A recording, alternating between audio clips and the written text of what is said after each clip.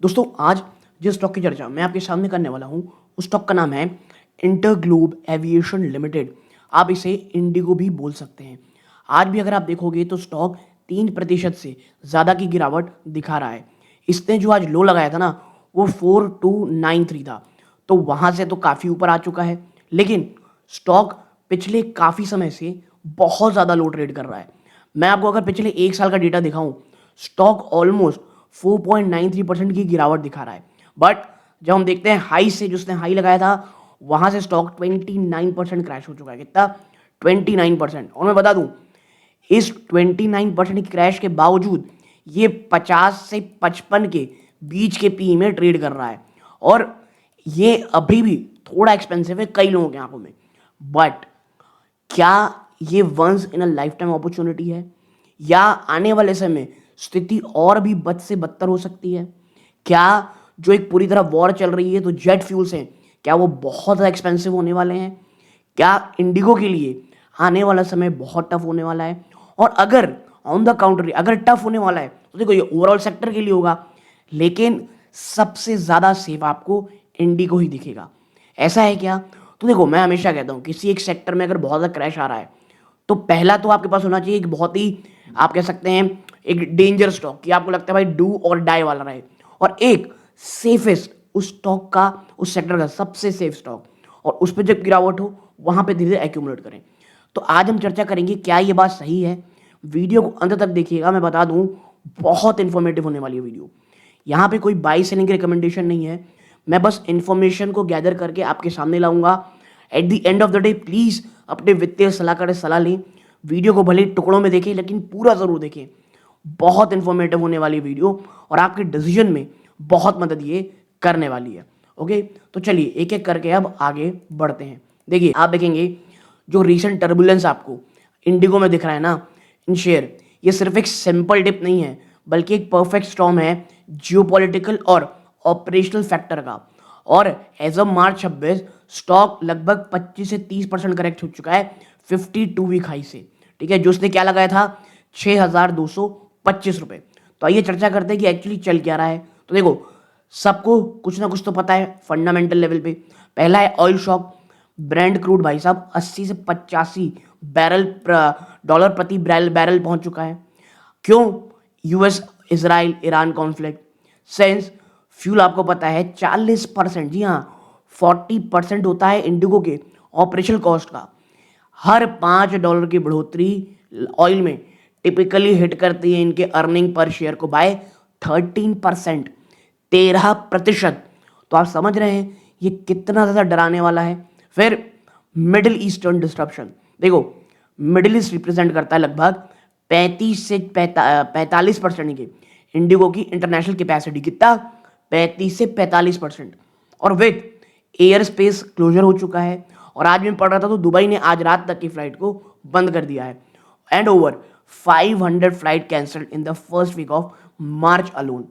जो revenue loss है ना ये 35 करोड़ रुपए पर डे का ऑलमोस्ट होने का मिलान है। आप समझ रहे हो स्थिति कितनी ज़्यादा है डेंजरस। फिर Q3 के अर्निंग बहुत पुअर थे।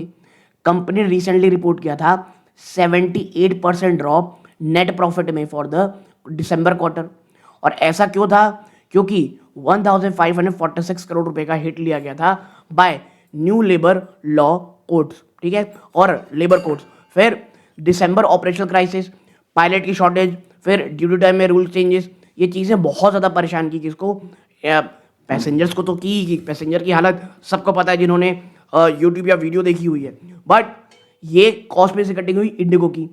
फिर ऑपरेशनल रीराउटिंग, जो यूरोप के लिए फ्लाइट थी ना और एंड द वेस्ट, ये रीराउट कर दी गई है ताकि वो अवॉइड कर पाए कॉन्फ्लिक्ट जोन्स को।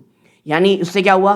Longer flight times, higher fuel burn और लोअर एयरक्राफ्ट यूटिलाइजेशन। भैया आप शॉर्टेस्ट पाथ लेते हो, आप ऐसी जगह से जाते हो जहां पे आपको ये जो फ्लाइट यूटिलाइजेशन है वो मैक्सिमम रहे। ठीक है, तो ये तमाम चीजें आप देख रहे होंगे तो आपको लग रहा होगा जब तक वॉर चलेगी तब तक कुछ अच्छा हो, इसके चांसेस भाई साहब कम है बहुत। ठीक है, और अभी जर्मन चांसलर थे और यूएसए के जो प्रेसिडेंट हैं ट्रम्प, उन्होंने एक बात कर रही थी, तो उन्होंने कहा था कि हाँ, यूएसए के प्रेसिडेंट ने कहा कि हाँ, अभी फ्यूल प्राइस थोड़े ऊपर जाएंगे, लेकिन जब ये कॉन्फ्लिक्ट हो जाएगा तो जहाँ थे उससे भी नीचे आपको ये जाता हुआ दिखाई देगा। लेकिन भाई अब ट्रम्प भाई साहब, कई लोग कह रहे हैं एक एक महीना वॉर चलेगी, तो आप समझ रहे हैं कितनी स्थिति बुरी हो सकती है। फिर है टेक्निकल एनालिसिस। स्टॉक करेंटली ना एक बहुत ही ज़्यादा, मैं कहूँगा, स्ट्रॉन्ग बेरिश ट्रेंड में है और ये ट्रेड कर रहा है तमाम मेजर शॉर्ट टर्म और लॉन्ग टर्म मूविंग एवरेज, चाहे 5, 20, 50, 100, 200 डे सिंपल मूविंग एवरेज हो। और अक्सर ट्रेडर्स इसे कहते हैं फॉलिंग नाइफ। ओके, अब ये एआई जनरेटेड है, आप पॉज करके पढ़ना चाहते हैं इसे पढ़ सकते हो। मैं यहाँ पे कुछ अन्य चीज़ों की बात करूँगा। हाँ, एक बात ज़रूर है, आरएसआई ना ये अभी भी 44 में, यानी ये वीक तो है बट ओवर सोल्ड जोन में नहीं गया है। और ये क्या सजेस्ट करता है कि शायद थोड़ा और रूम है अभी इस प्राइस में गिरावट होने का। ठीक है, तो याद रखिएगा, मैं हमेशा कहता हूँ वॉच लिस्ट तैयार रखो, और वॉच लिस्ट के लिए ये बहुत ही अच्छा मौका जरूर है। Okay, now is it best time to accumulate? तो देखो, इसका शॉर्ट आंसर एक ही है, नॉट क्वाइट येट, क्योंकि things may get uglier before they get better. तो रिस्क क्या है? अगर आप अभी खरीदोगे तो आप एक कैचिंग नाइफ को पकड़ रहे होगे, ठीक है, फॉलिंग नाइफ को कैच कर रहे होगे, sorry, until there is a D escalation in the middle east या ऑयल प्राइस स्टेबलाइज होते हैं, जो स्टॉक है वो अभी भी वनरेबल रहेगा टू फर्दर 5 to 10% ड्रॉप। और 5 से 10% ड्रॉप यानी क्या होता है दोस्तों? 250 से लेकर के 400 रुपए के बीच की गिरावट। ठीक है, अपॉर्चुनिटी क्या है? देखो, स्ट्रक्चरली इंडिगो अभी भी एक बहुत ही बड़ा डोमिनेंट कैरियर है, जिसके पास 64% मार्केट शेयर है और एक मैसिव कैश रिजर्व है 50,000 करोड़ से ज्यादा का। और बहुत से एनालिस्ट ना 22 आउट ऑफ 27 इसे अभी भी बाई की रेटिंग बात कर रहे हैं, और लॉन्ग टर्म जो टारगेट दे रहे हैं वो है 5700 के आसपास। तो एज अ रिटेल इन्वेस्टर भैया करे तो करे क्या? सिंपल है भैया कि अभी इकट्ठा ना खरीदो, don't lump sum, avoid putting, एक साथ एक पूरा पैसा मत लगाओ, बेस का इंतजार करो जो 4200 से 4300 के बीच रहेगा, सेव एंटर की बातें करो। फॉर रिटेल इन्वेस्टर अगर स्टॉक सक्सेसफुली क्रॉस कर जाता है 48 के ऊपर क्लोजिंग बेस पे, तो चीज़ें अच्छी दिखेंगी। ठीक है, लेकिन देखो, ये तो कोई बहुत ही ऊपरी स्तरों की बात। अगर हम थोड़े और नीचे आए और देखें कि एक क्लियर पिक्चर हमको देखनी है, to look beyond just the price chart. देखो, मिडिल ईस्ट की कॉन्फ्लिक्ट और ऑयल प्राइसेस ये इमीडिएट ट्रिगर है, लेकिन जो इंडिगो है ना वो 3 फ्रंट वॉर लड़ रहा है। अब आप बोलोगे यार ये कौन सी वॉर है? पहला है ऑपरेशनल, दूसरा है रेगुलेटरी और तीसरा है फाइनेंशियल। तो आइए चर्चा करते हैं और बिहाइंड द सीन की बातें करते हैं। देखो, सबसे पहला है हिडन प्रॉब्लम। देखो, the fall is aggressive while war news जो है ये फ्रंट पेज में है। जो प्रोफेशनल इन्वेस्टर हैं वो इस बात को लेकर डरे हुए हैं 3 स्ट्रक्चरल इश्यूज में। पहला, द दिसंबर मेल्टडाउन हैंगओवर। दिसंबर 2025 को क्या हुआ?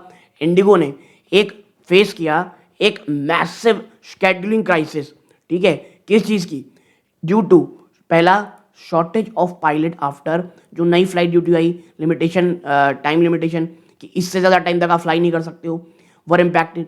जो कॉस्ट थी दैम वो 550 करोड़ रही इन कैंसिलेशन और led to a 22 crore DGCA penalty.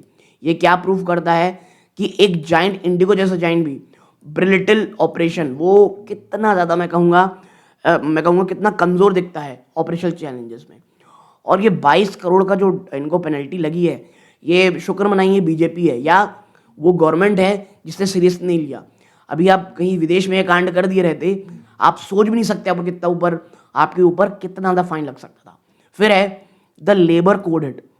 एक मैसिव वन टाइम हिट इन्हें मिला 969 करोड़ रुपीस का लास्ट क्वार्टर में, क्योंकि हम सबको पता है न्यू लेबर कोड इंप्लीमेंट हुए। वाइल ये वन टाइम तो है, लेकिन इसने बहुत बड़ी स्तर पर डिप्लीट किया प्रॉफिट मार्जिन को, जो यूजुअली एक्ट करता था as a cushion during high oil prices. तो पिछला जो क्वार्टर गया वो इतना बुरा गया है कि आने वाले समय जो ऑयल प्राइस में जंप होगा वो कहीं ना कहीं इस बार वो उन प्रॉफिट्स को यूज ना कर पाएंगे। फिर है Pratt and Whitney engine grounding. देखो, डिस्पाइट मैनेजमेंट्स प्रॉमिस कि भैया 40 से 70 एयरक्राफ्ट ये ग्राउंडेड रहेंगे या और on restricted flight are due to engine issues, इसने फोर्स किया इंडिगो को to lease older less fuel efficient aircraft जो हायर कॉस्ट करते हैं मेंटेन में to maintain their market share, यानी इनको जो अभी कैसा है ओल्डर फ्लाइट को लीज करना पड़ा है, वो जो फ्यूल इफिशिएंट है नहीं उसमें, तो ये मार्जिन भी वहां से जा रहा है इनका।